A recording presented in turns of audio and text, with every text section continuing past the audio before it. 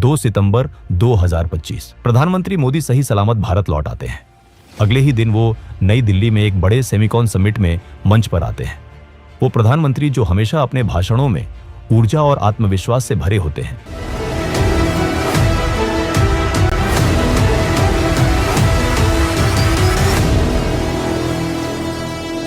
1 सितंबर 2025 तेंजिंग का वो आलीशान होटल जहां एससीओ समिट के लिए दुनिया भर के नेता जमा थे। बाहर का माहौल बिल्कुल शांत था, पर अंदर एक ऐसी आग सुलग रही थी जिसकी आंच सीधे हिंदुस्तान के दिल तक पहुंचने वाली थी। प्रधानमंत्री नरेंद्र मोदी अपने कमरे से निकलते हैं। उनकी सिक्योरिटी पूरी तरह से अलर्ट है। प्रोटोकॉल के हिसाब से उनकी बुलेट प्रूफ गाड़ी बिल्कुल तैयार खड़ी थी। पर तभी एक ऐसी घटना होती है जिसने दुनिया भर के इंटेलिजेंस एक्सपर्ट्स के होश उड़ा दिए। मोदी जी अपनी उस तयशुदा गाड़ी की तरफ बढ़ते जरूर हैं, लेकिन अचानक उनका रास्ता बदल दिया जाता है। उनके इर्द गिर्द रूसी खुफिया एजेंसी के ऑफिसर्स एक मजबूत घेरा बना लेते हैं और अगले ही पल प्रधानमंत्री मोदी अपनी गाड़ी को छोड़कर रूस के राष्ट्रपति व्लादिमीर पुतिन की अल्ट्रा हाई सिक्योरिटी लिमोजीन में बैठ जाते हैं। ये कोई छोटी बात नहीं थी। एक देश का प्रधानमंत्री दूसरे देश के राष्ट्रपति की गाड़ी में, ऐसा डिप्लोमेसी के इतिहास में शायद ही कभी होता है। लेकिन इस गाड़ी के दरवाजे बंद होते ही जो शुरू हुआ वो किसी हॉलीवुड थ्रिलर से कम नहीं था। दोनों नेता उस बंद लिमोजीन में कुछ मिनट तक बैठे रहे। गाड़ी अपनी जगह से 1 इंच नहीं हिली। आखिरकार गाड़ी आगे बढ़ती है। इंटरनेट पर तस्वीरें आग की तरह फैलने लगती हैं। दुनिया भर के मीडिया चैनल्स चिल्लाने लगते हैं कि देखिए मोदी और पुतिन की दोस्ती कितनी गहरी है। दोनों एक ही गाड़ी में जा रहे हैं। पर दोस्तों, सच्चाई कुछ और ही थी। ये दोस्ती का दिखावा नहीं, बल्कि मौत के चक्रव्यूह से बच निकलने की एक आखिरी कोशिश थी। जब ये गाड़ी वेन्यू पर पहुंचती है तो एक और ऐसी घटना होती है जो आमतौर पर बिल्कुल असंभव है। वेन्यू पर पहुंचने के बाद ना मोदी गाड़ी से बाहर आते हैं ना पुतिन। पूरे 45 मिनट तक दुनिया के 2 सबसे ताकतवर नेता उस बंद गाड़ी में बैठे रहते हैं। उस बंद गाड़ी के अंदर फोन पर एक एनक्रिप्टेड लाइन जुड़ती है। दूसरी तरफ थे भारत के national security adviser Ajit Doval. Putin की आवाज आती है, मिस्टर मोदी, हमारी एजेंसियों ने दुश्मनों के बीच एक बहुत खतरनाक मैसेज इंटरसेप्ट किया है। आपकी गाड़ी सेफ नहीं थी। खतरा बिल्कुल सिर पर मंडरा रहा है। मोदी जी बिल्कुल शांत पर दृढ़ आवाज में पूछते हैं, डोभाल साहब, क्या रिपोर्ट है? आखिर वहां चल क्या रहा है? डोभाल जवाब देते हैं, प्रधानमंत्री जी, दुश्मन ने शेर के मुंह में हाथ डालने की हिम्मत की है। खतरा वहां एससीओ समिट में नहीं, खतरा हमारे पड़ोस में बैठा है। एक बहुत बड़ा असैसिनेशन प्लॉट इंटरसेप्ट हुआ है और इसके तार सीधे अमेरिका की CIA से जुड़े हैं। ये सुनते ही गाड़ी में सन्नाटा छा जाता है। CIA, दुनिया की सबसे ताकतवर खुफिया एजेंसी, हिंदुस्तान के प्रधानमंत्री को निशाना बनाने की कोशिश कर रही थी। इस साजिश के तार समझने के लिए हमें थोड़ा पीछे जाना होगा। ठीक 27 अगस्त 2025 की उस सुबह पर, जब पड़ोसी देश बांग्लादेश के ढाका शहर में एक अजीब सी हलचल थी। ढाका का एक बहुत ही आलीशान वेस्टर्न 5 स्टार होटल। वहां एक 50 साल का आदमी चेक इन करता है। उसके पास 3 बड़े बड़े सूटकेस थे। इस आदमी का नाम था टेरेंस। दिखने में वो एक आम अमेरिकन बिजनेसमैन लग रहा था। उसने होटल स्टाफ को यही बताया था कि वो एक बिजनेस ट्रिप पर आया है। पर सच तो ये था कि टेरेंस कोई बिजनेसमैन नहीं, बल्कि अमेरिकन खुफिया एजेंसी CIA का एक बहुत ही खतरनाक और मंझा हुआ कोवर्ट ऑपरेटिव था। वो वहां किसी बिजनेस डील के लिए नहीं आया था। वो वहां आया था एक ऐसी साजिश को अंजाम देने जो दुनिया का नक्शा हिलाकर रख देती। उन 3 बड़े सूटकेस के अंदर कोई बिजनेस के सैंपल नहीं थे। उनमें भरे थे high tech electronics, encrypted communication devices, आम लोगों की भीड़ में छिपने वाले वेपन्स और खुफिया ब्लूप्रिंट्स। टेरेंस का काम था एक कमांड सेंटर एस्टैब्लिश करना। वो वहां बैठकर किसी ऐसी स्नाइपर टीम या हिट स्क्वाड को कमांड देने वाला था जो उस SCO समिट के आसपास पहले से ही पोजीशन ले चुकी थी। टेरेंस बिल्कुल सांप की तरह कुंडली मारकर बैठा था। वो अपने शिकार का इंतजार कर रहा था। उसका टारगेट क्लियर था, प्रधानमंत्री नरेंद्र मोदी का असैसिनेशन। एक ऐसा अटैक जो देखने में किसी टेररिस्ट ऑर्गेनाइजेशन का काम लगे, पर जिसके पीछे दिमाग वॉशिंगटन में बैठे कुछ नापाक मंसूबे रखने वालों का हो। उन्हें लगा कि बांग्लादेश में बैठकर इस ऑपरेशन को अंजाम देना सबसे सेफ होगा, क्योंकि वहां आमतौर पर किसी को शक नहीं होगा। पर वो एक चीज भूल गए थे, ये वो पुराना भारत नहीं था जो दुश्मन के वार का इंतजार करे।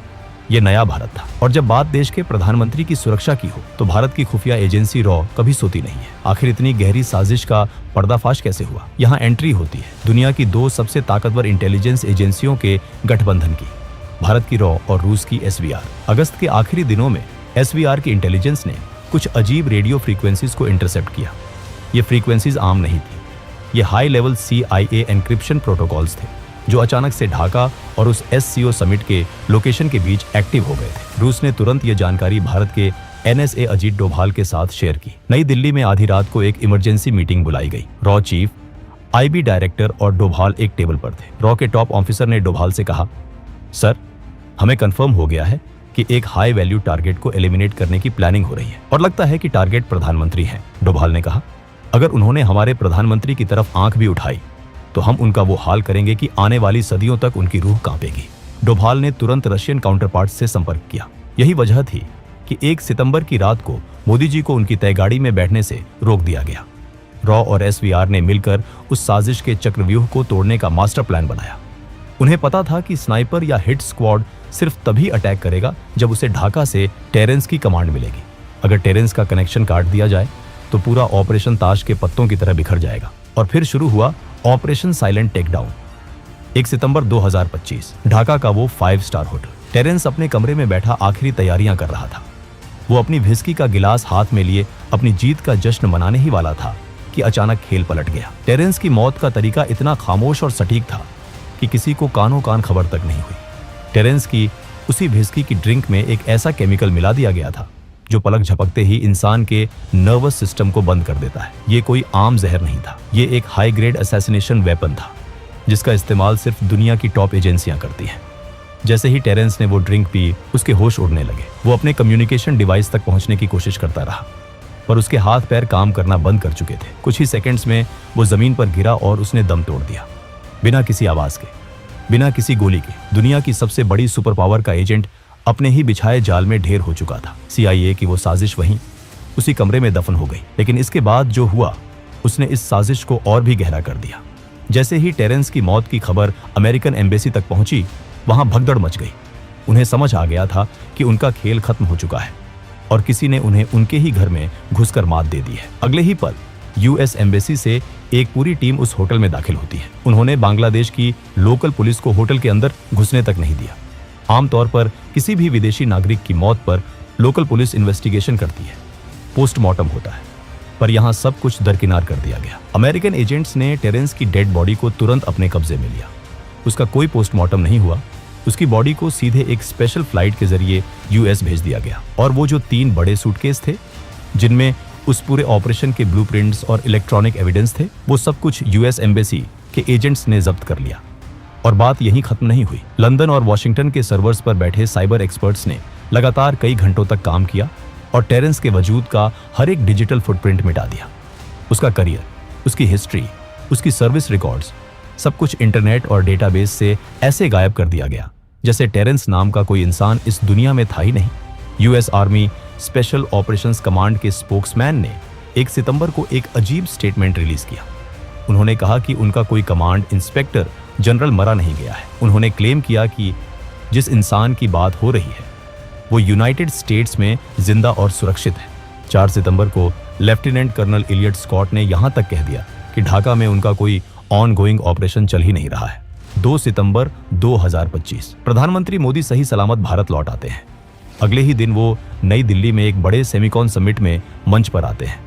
वो प्रधानमंत्री जो हमेशा अपने भाषणों में ऊर्जा और आत्मविश्वास से भरे होते हैं, उस दिन उनके चेहरे पर एक अजीब सी संजीदगी थी। मंच पर आते ही जब लोग उनके स्वागत में तालियां बजा रहे थे तो मोदी जी ने एक ऐसी बात कही जिसने सबको हैरत में डाल दिया। उन्होंने कहा, मैं कल रात ही जापान और चीन के इस दौरे से वापस लौटा हूं। मैं गया था इसलिए आप तालियां बजा रहे हैं, या मैं वापस आ गया हूं इसलिए आप तालियां बजा रहे हैं। सोचिए इस लाइन के बारे में। एक देश का प्रधानमंत्री भरी सभा में अपने लोगों से पूछ रहा है कि मैं वापस जिंदा लौट आया हूं, क्या इसलिए तालियां बज रही हैं? मोदी जी कभी भी अपने शब्दों का इस्तेमाल ऐसे ही हवा में नहीं करते। उनके एक एक शब्द के पीछे एक गहरा संदेश होता है। ये कोई मजाक नहीं था, ये एक मैसेज था उन ताकतों को जो वॉशिंगटन और दुनिया के बाकी हिस्सों में बैठकर देख रही थी। ये बताने का तरीका था कि हम जानते हैं तुमने क्या किया और हमने तुम्हारा क्या हाल किया। और इस घटना के बाद PM मोदी की आगे की आधी से ज्यादा इंटरनेशनल ट्रिप्स अचानक से कैंसिल या पोस्टपोन कर दी गई। यूनाइटेड नेशंस जनरल असेंबली का सेशन जिसमें PM मोदी को बोलना था, उसे उन्होंने स्किप कर दिया। गाजा पीस समिट जिसमें इजिप्ट के प्रेसिडेंट आने वाले थे और PM मोदी का आना तय था, उसे भी उन्होंने स्किप कर दिया। आसियान समिट जो कुआलालंपुर में होने वाला था, वहां भी PM मोदी नहीं गए। उनकी जगह दूसरे डेलीगेट्स को भेजा गया। 1 महीने के अंदर इतने सारे बड़े इंटरनेशनल प्लेटफॉर्म्स से प्रधानमंत्री का पीछे हटना, क्या ये सिर्फ एक कोइंसिडेंस है या फिर सिक्योरिटी थ्रेट इतना बड़ा है कि एजेंसियां कोई भी रिस्क लेने को तैयार नहीं है? इस पूरे एपिसोड के पीछे आखिर मंशा क्या थी? अमेरिका जैसा देश जो भारत को अपना स्ट्रैटेजिक पार्टनर बोलता है, वो ऐसी नापाक साजिश क्यों रचेगा? इसे समझने के लिए आपको पड़ोस में देखना होगा। पिछले कुछ समय में हमारे पड़ोसी देशों में क्या हो रहा है। बांग्लादेश में पूरी तरह से तख्तापलट हो गया, हिंसा और आगजनी हुई। नेपाल में लगातार ऐसी स्थिति पैदा की जा रही है जिससे वहां अशांति आए। श्रीलंका का तो इकोनॉमिक और पॉलिटिकल हाल दुनिया ने देखा ही है। यह सब अचानक नहीं हो रहा। भारत के आसपास के देशों को डिस्टेबलाइज करके एक इनविजिबल फोर्स भारत के इर्द गिर्द एक रिंग ऑफ फायर बना रही है। CIA का तो इतिहास रहा है दूसरे देशों में रिजीम चेंज करवाने का, चाहे वो साउथ अमेरिका हो, मिडिल ईस्ट हो या एशिया। जब कोई नेता उनके हिसाब से नहीं चलता, जब कोई देश अपनी इंडिपेंडेंट फॉरेन पॉलिसी फॉलो करता है, आंख में आंख डालकर बात करता है, तो उनका अहंकार आहत होता है। पीयूष गोयल का वो धमाकेदार बयान आपको याद होगा।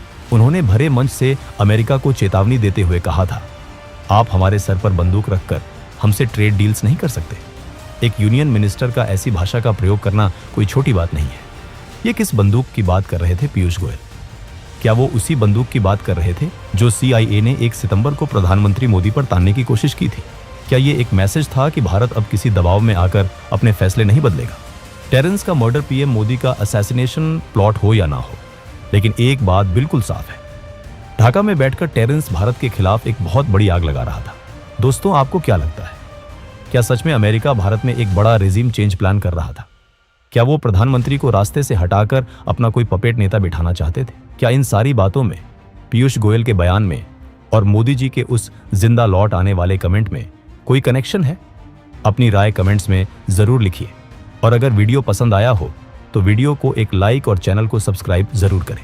तब तक के लिए जय हिंद, जय भारत।